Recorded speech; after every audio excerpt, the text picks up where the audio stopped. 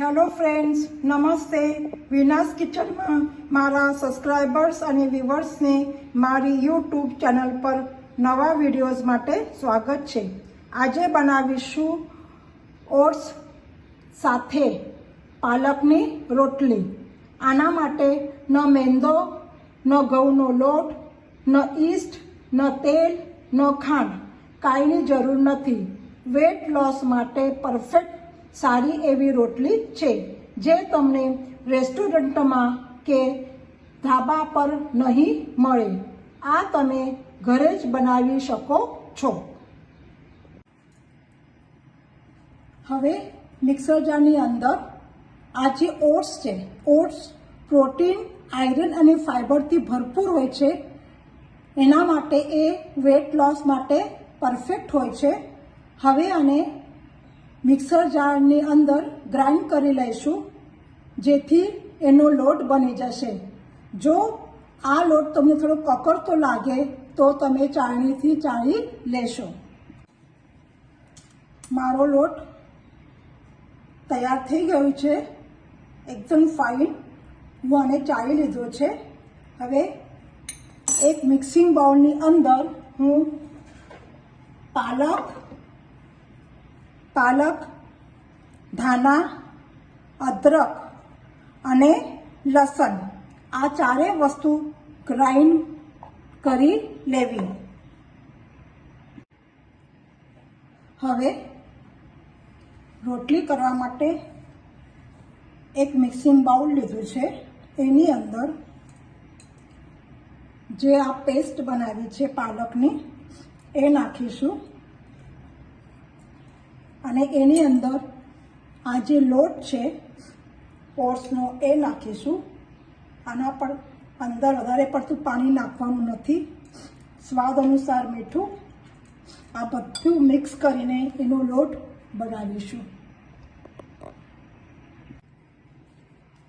હું ગેસની ફ્લેમ ઉપર પેન મૂકી દીધું છે ગરમ કરવા, રોટલી કરવા માટે. હવે આવી રીતે હું આમાં પીસીસ કરી લઉં છું.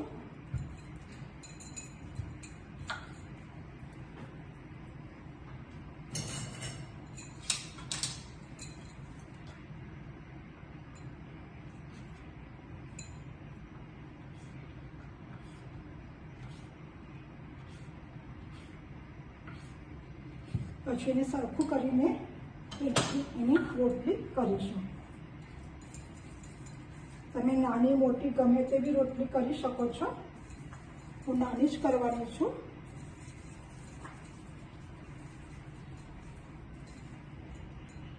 આના પહેલા નીચે ઓટ્સનો લોટ છે એ સ્પ્રેડ કરીને એની અંદર લુવો કોટિંગ કરીને પછી આપણે એને વણી લઈશું.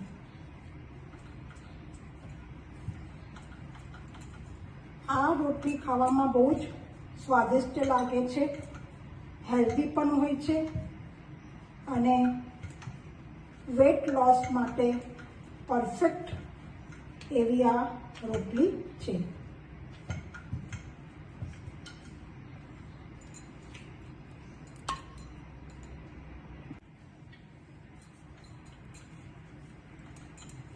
જો તમને આ રેસીપી ગમે તો તમે લાઈક, શેર, સબસ્ક્રાઈબ અને બેલ આઇકોનને દબાવો, જેથી નવા વિડીયોઝ તમારા સુધી પહોંચી જશે.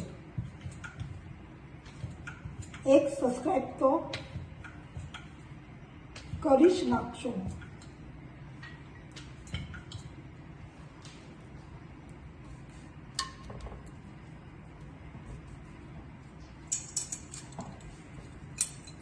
આ એકદમ બ્રેડ જેવી સોફ્ટ થાય છે આ રોટલી.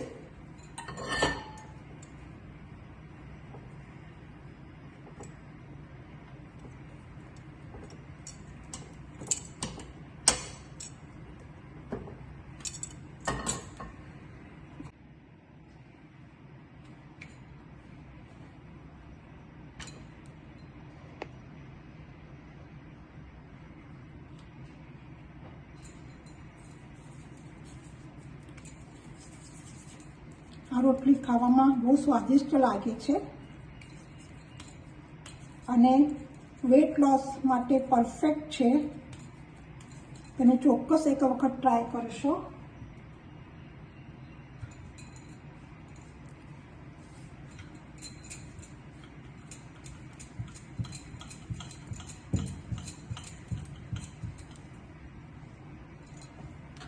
હવે બીજી સીટી લઈએ આપણે. આ જે રોટી છે ને એ ફૂલતી નથી, પણ ઉપર એવી રીતે આવી રીતે જો થોડાક ગુલાબી જેવી થઈ જાય તો એને તરત જ કાઢી લેવાની છે.